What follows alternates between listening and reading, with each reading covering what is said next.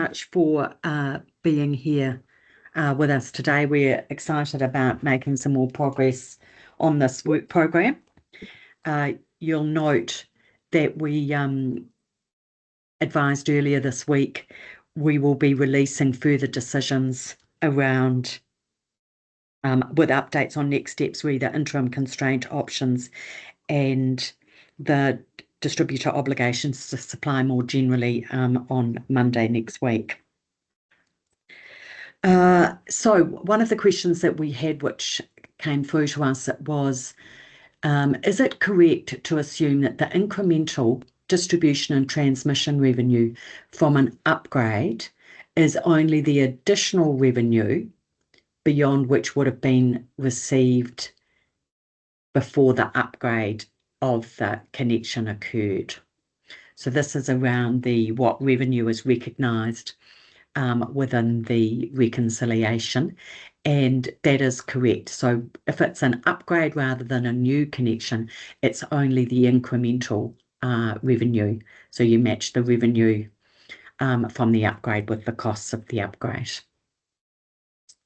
And I think, Brianna, you were going to do the next question. Yeah, so one of the other questions that we've had sent through ahead of the session is, as part of the calculation of the incremental OPEX scaling factor, the code states that the ASO should include any costs described in clause 3.1.2a of the input methodologies. However, this clause was amended from DPP4 to include transmission costs. Should transmission costs be excluded? And we recognize that the December 2023 amendment brought transmission costs in under pass-through costs of that particular clause. So the intent was to exclude transmission costs. And we'll consider whether the code should be amended to address this. I don't know if Ross or Catherine, if you have anything to add to that. No, sounds good. Just a quick reminder, if you have any questions, just pop them in the chat and we'll go through them as they come up. And if there's a question in particular that you really want spoken or chosen, just click a like on that one. Yeah, and while people are putting their questions in the chat, we have been updating. We received quite a few questions, and we've updated our Q&A on the website on the project page with further responses to some of the questions we've received by email. If any of those responses are unclear, please follow up with us and we will try and add further clarity if it's required. We have got a handful of outstanding questions, particularly in the hybrid connection area, which we'll get to over the next few days. I'm sorry that it's taken us a while to respond on those. We're just trying to ensure alignment with the work that's going on around distribution generation pricing principles and the consultation around Part 6 with the connection processes. If a question doesn't pop into your mind for this session today, feel free to email us at connection.feedback@ea.govt.nz and we'll respond to you. No such thing as a silly question, please. The sillier, the better. Look, we have had some good engagement. Also, just a general update with the ENA. You'll be aware the team there is working with Link Economics, and we've had preliminary sessions on both the reconciliation template/workbook being developed and around the options on approaching the capacity costing requirements. Oh, we've still got people joining.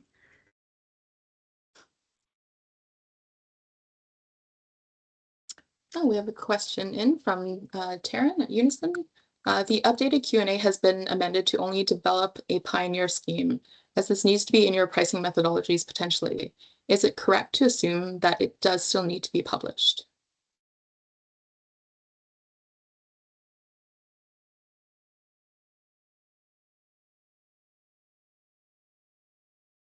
I'm just going to refer back to that Q&A on I can't see the, sorry, I'm just trying to find the question. I'll repeat it a bit slower. I do tend to talk a bit quickly. The updated Q&A has been amended to only develop a pioneer scheme, as this needs to be in your pricing methodologies potentially. Is it correct to assume that it does still need to be published? Yes, I don't think we were intending to remove the obligation to publish it with that. Might need to look at the Q&A and see if we can make that one clearer. I'll note that So down under 6B9, distributors must publish information on pioneer schemes. Yeah. And the details of each scheme it administers. All right, next question from David.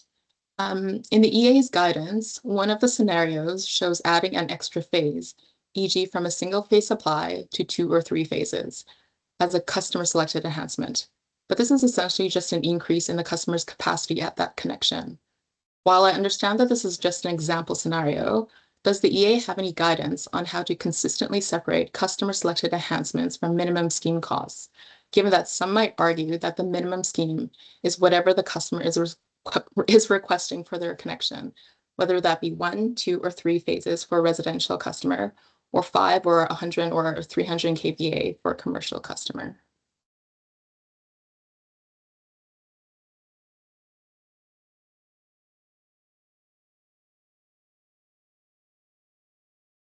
Ross or Catherine?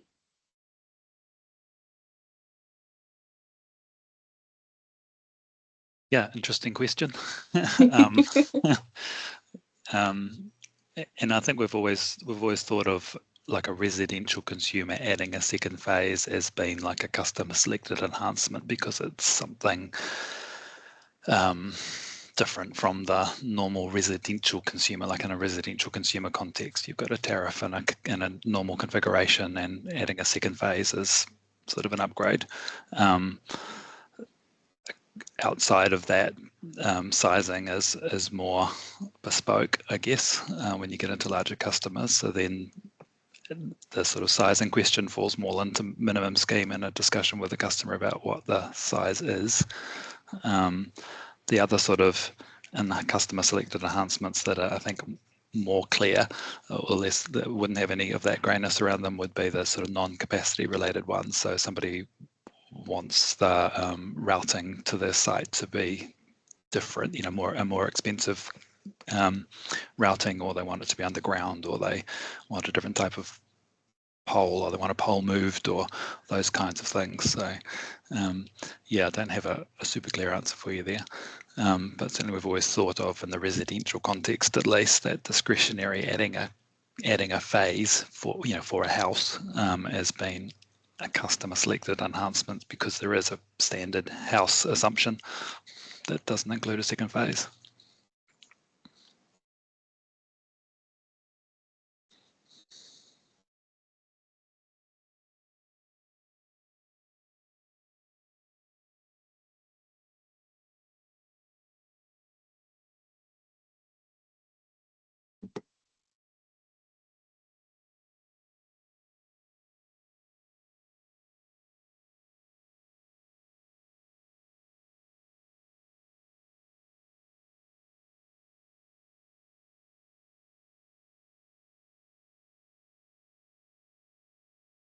I just wait a few more minutes to see if any questions come through.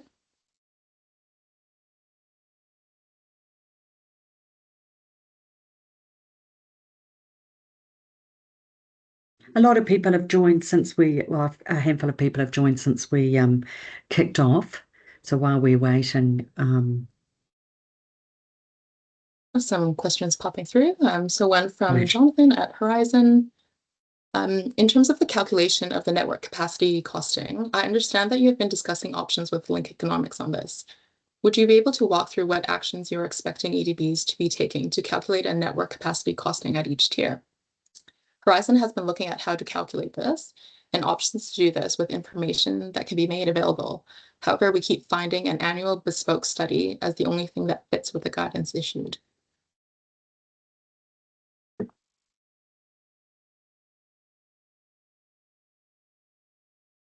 Catherine Ross? Or Oscar? Yeah, I think certainly what we've used in the guidance is a hypothetical. It's thinking about what the upgrade paths are and doing a sort of hypothetical costing for a stylized upgrade that is of the kind of upgrade that makes sense on your network, because that gives you effectively, it's basically a library of upgrades and costings and capacities that you can weight between depending on what you have on your network. I don't know that it needs a lot of annual update. I mean, yes, but I think mainly just for cost escalation, and maybe more infrequently for changes in design, or new cost information. But that's sort of the default that we had in our mind. Sort of in my mind, that library of upgrades and costs is the same kind of thing that you could use in your AMP for placeholder costing for longer horizon upgrade projects too. So it's the same sort of input building block you'd use if you were, wanted to placeholder year 6 upgrade into your AMP. So some distributors might have those kind of cost libraries already, and some may not. And then I think there's probably choices about how much you try and make it specific to your network circumstances versus it being able to be fairly, generic nationwide, without too much adjustment to local circumstances.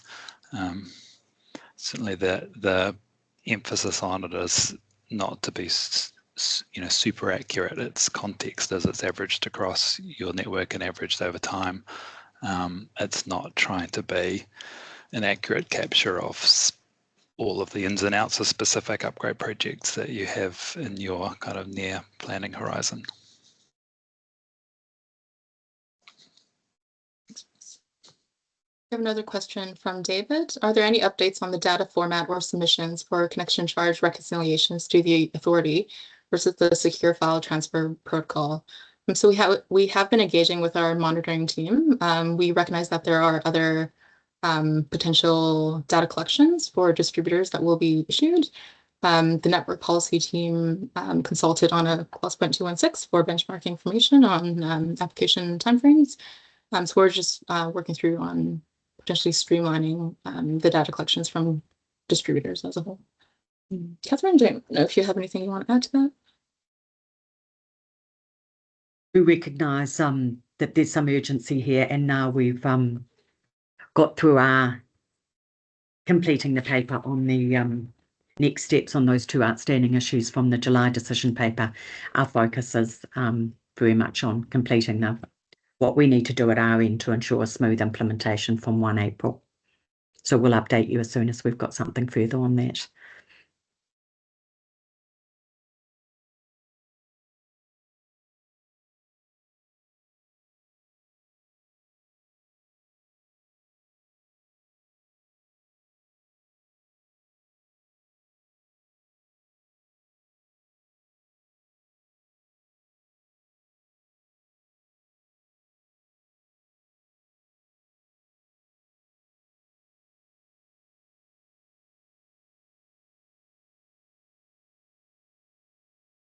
Hi, can I jump in? I'm not sure. I've only just arrived because unfortunately the link I had sent me to somewhere that didn't exist. So I'm not sure what you've covered already, but I did put a question through yesterday. Has that been covered already, or? I will try to find your question. And feel free to ask it again now. Yeah. So it was just around the reconciliation calculation. If an EDV wants to effectively use that to set the customer contribution, should they set NC to 0, or does NC represent some other costs that the customer might pay over and above the extension cost, or is it the network's contribution? That's a good question. So the NC,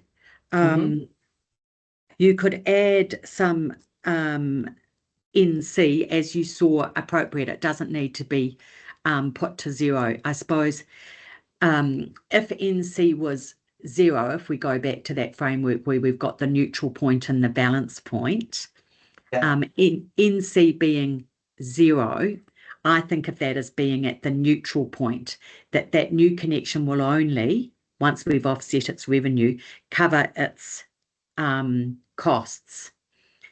When running a network, if everyone only covered their costs, there would be a lot of shared costs that wouldn't be covered. And so the NC is a way for those new contributions to make a contribution towards shared costs. So the expectation is that wouldn't be, if you're adopting a balance point, which was where new connections made a contribution commensurate with other previous average connections of that same sort of customer class, the NC would be a positive number. So does that answer your... Ross, would you like to... But then I'm a bit confused with NCC and the incremental cost, which I understood to be the shared part. Oh, look, I'm sorry. Yes, no, I've put you wrong. I'm just going to pull up the sorry. thing. I'm sorry. It's easier to see it in writing, isn't it? Sorry, my fault. Well, since I've probably confused people there, do you want to just pick that one up and I'll grab my formula? No, I think you're right, because there's too many N's and C's in this. Yes, there is, isn't there? Yeah. Because the NCC is the network capacity cost, which is that capacity rate-based estimate of the upstream costs of the connection. Yeah, if you were to price a connection with NC, the network contribution, as 0, that is, as Catherine says, saying that that connection is estimated to just meet its bare cost without making any contribution to the wider network. If you wanted to size an NC that was sort of balance point, one way of doing that would be to look back at the typical, what you've charged a typical connection of that type over the last, over recent history. Apply this calculation and see what NC ends up looking like, so that so that any connection that comes along now, if you're kind of reforming how you get to the answer, that you put NC in as an input. So you'd go a connection of. Like creating? Sorry, is that like effectively determining what a minimum scheme is for non-standard connections to work out, for the purpose of working out what NC is for moving forward? If you want to use the calculation to set the customer contribution, you do it consumer group by consumer group. So it's easy, it's easiest for the volumetric one. So for residential, you go back and look, what is your kind of average IC for a residential connection. You can figure out the IR, and you can look at what you've been charging people to connect on average. So that's your CC. So you've got all of the numbers, and then NC's the balance. You then take that NC and use it as an input in the future for determining residential prices, but harder for bespoke ones where you don't have large population. But I guess you're effectively trying to do the same thing and figure out in terms of customers of this size, however you define size, and type, what is their typical contribution to network costs. So you could potentially make a curve, or you could look at it just in a few bands, but it's kind of that sort of approach. Okay. That's if you want to kind of target a balance point type outcome. Question marks about how far back through, if you've been changing your connection policy over time, you might question mark about how far back through time you look to see what commensurate is, but easier if you've been stable through time.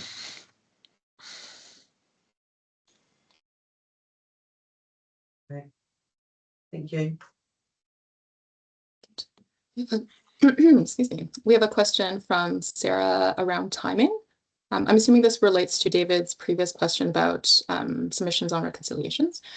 So the publications will need to go through internal approvals, including the board. When you say we will finalize our decision as soon as possible, do you think it will be before Christmas or in the new year? And if in the new year, when in the new year? Is this around the format which you'd submit the reconciliation in? I think Sarah, so. is that the Yes. yeah, no, we are aiming to finalise that before Christmas. You know, ideally recognising that we won't be requiring it till you know, sometime after 1 April, but yeah, the expectation is that it would be pre-Christmas.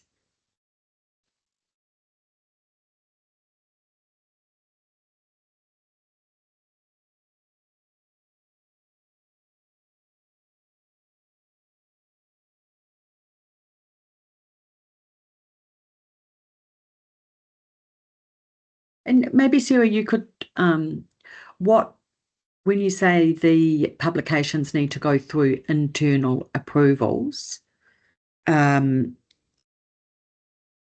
you just explain that a little bit more? Is that of the data itself or Yes, of the so it's format? depending on the organisation, because I'm not speaking for any particular organisation here, but Yeah. depending on the organisation and the relative size, some organisations have more executive approval simply because of the expertise that's in there or the relative size of the company. And others, of course, are more around understanding their regulatory risk. And of course, changes in the regulatory framework bring a certain amount of risk. So it's not always just a case of changing something and the people internally just get on with it and can just make it happen. In the end, there are certain processes that have to occur within the organisation, and those do take time. And so I think, for example, coming out with something new is fine, no problems at all. And, you know, in the end, organisations will be able to report it. But coming out and then giving, say, for example, right, we've now made our decision and you need to release this in 6 weeks, that becomes problematic purely because the people who have to do the work then get a truncated time period because they've got to get everyone else across it, including the risk. Yeah, don't forget the risk, because when you introduce something new, a regulator introduces something new, it introduces regulatory risk onto the organisation.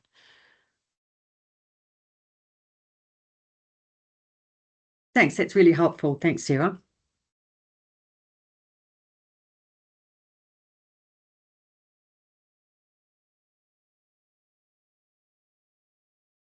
We don't have any more questions coming in, so give it a few more minutes. So for those who went somewhere else in the universe like I did, actually initially at the beginning of this call, I don't know where I was, probably where you were as well. We covered that the incremental revenue from an upgrade is only the revenue around the difference between the existing and the upgraded connection. So they're costs and revenue equivalent. And then we also noted the issue with the IMs and the amendment in the definition of costs there. You might want to cover that one again for the new people, Brianna. Oh, sure. In the calculation of the in the calculation of the OPEX scaling factor, there was a question where the code states that the ASO component should include any costs described in clause 3.1.2a of the IMs, pass-through costs. But this clause was amended from DPP4 in December 2023 to include transmission costs. And the question was, should transmission costs actually be excluded? And the intent is to exclude transmission costs, and we'll consider whether the code should be amended to address this. Likely, yes.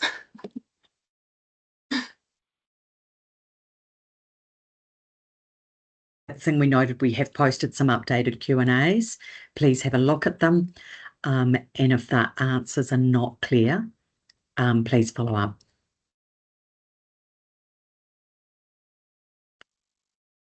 Well, if there are any... Right, where you go? Sorry. Just going to mention again, if there are any further questions that don't come to your mind in this session, feel free to email us at connection.feedback@ea.govt.nz. Back to you, Catherine. Oh, look, just thanks everyone for their hard work with this. We appreciate the effort people are making to work through it.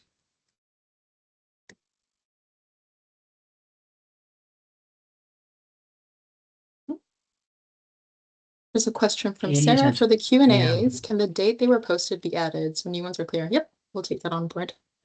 Yeah.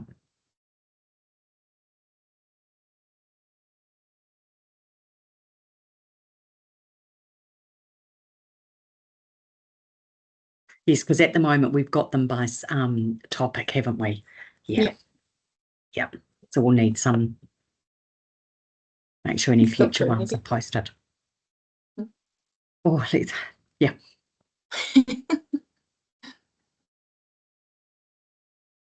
All right, so I'll give it another 10 seconds, but if not, that might be us for today.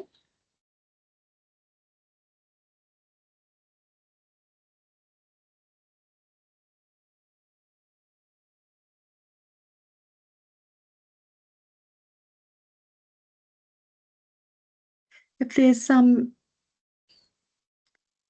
any other way, so as we said, we've got the Q&As that are going up on the website. We've got the engagement with the E&A through Gemma and the people at Link Economics. If there's any other particular forms of engagement on particular topics or something that you think would be helpful, please feel free to reach out to Brianna or myself, either through the E&A or just reach out to either of us with some suggestions. Yeah. Jonathan. Just going to say, on that, say one thing I think could be helpful, and whether it's through the EA or through the ENA, is what does good look like? So as we're getting towards, actually having solutions, having someone that, the EA and the ENA can say, hey, this is actually what we're expecting to see. Take us through how that works so that we can pick it up and again understand it, communicate it, and within our organization, and look to adopt the things that work. And I was think there that anything in any particular area that you're feeling it might be unclear what good looks like? Or is it across the board, Jonathan? I would say at the moment it feels like it's across the board. It's the three key things: your Pioneer scheme, your connection charge reconciliation, and your capacity costing. There's all there's some areas where you can kind of hit the mark, but what does hitting the mark the best way look like? Sure. Yep. Great to hear everyone wants to hit the mark. Reconciliation.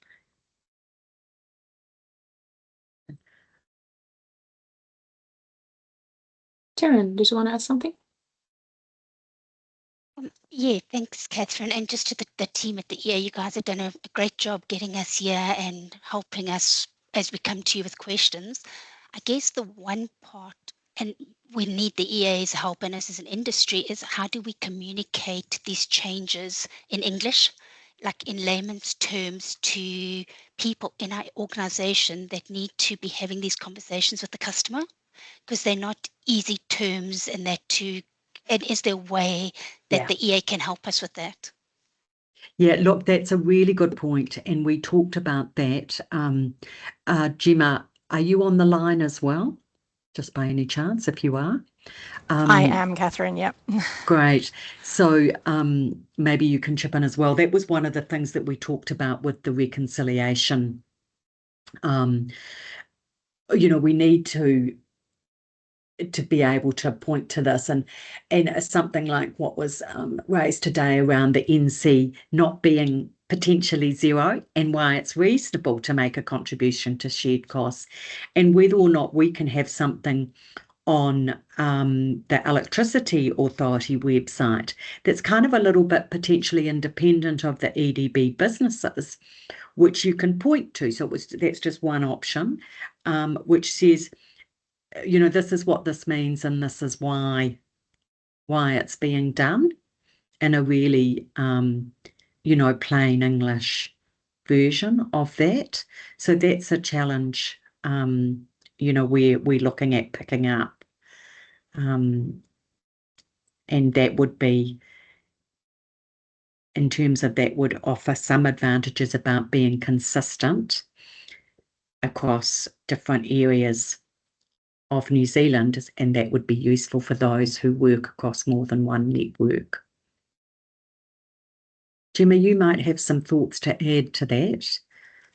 Thanks, Catherine. I think that sounds like a really helpful idea. And when we talked about this previously, just so others are aware, we talked about how the EA sometimes with some of the recent consults, like for example the one around improving consumer bills, they're now producing sort of very consumer friendly summaries of things and whether something like that might be useful. As the ENA, we are also looking at how we could communicate as well, and how to frame things. It's still a work in progress, but the intent is we've got a project team working on the mechanics and the actual sort of pricing delivery piece. But then once we've got some examples that we can use, we want to work with our the people within the EDBs working in comms and engagement, thinking that they will have experience communicating with stakeholders and whether we can use some of their expertise as well to feed into this, and then link up with the EA as much as possible to make sure we're all sort of saying the same thing and telling the same story.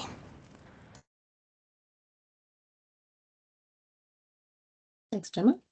We have another question coming in from Sarah Carter.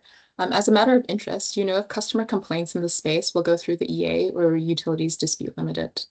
The customer does have the choice to go through either channel, and they can also lodge it with a distributor as well.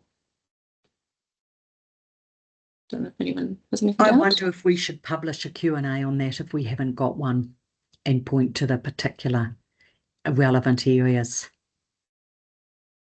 I think that's probably would be a helpful question to have on the Q&A. So we'll take that away and note that we'll publish a response on that. So if someone says, what are my options if I'm still not happy? And then also, I think that would be a good way of thinking about that too.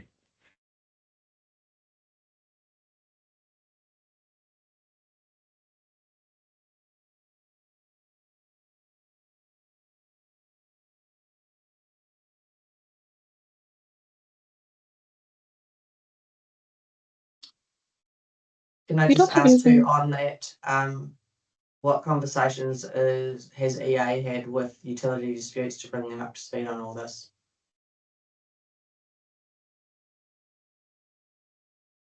We've had some engagement, but we've got more engagement to do there. Okay, that's good to know. Thanks. Yep.